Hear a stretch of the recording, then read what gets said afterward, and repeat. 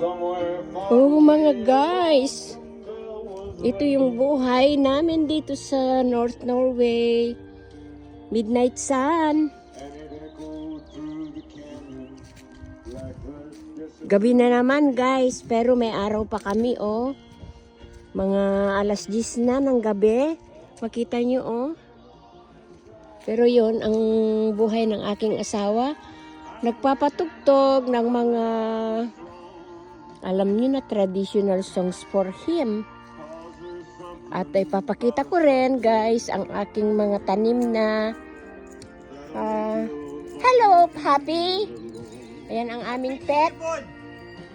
Did you ask Paula? Ito yung aking halaman na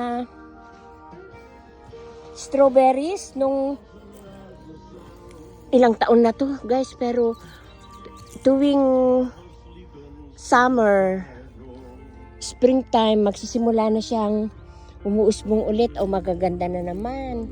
Kaya hindi ko na kailangan magtanim ng bago. Kahit na napupuno yan ng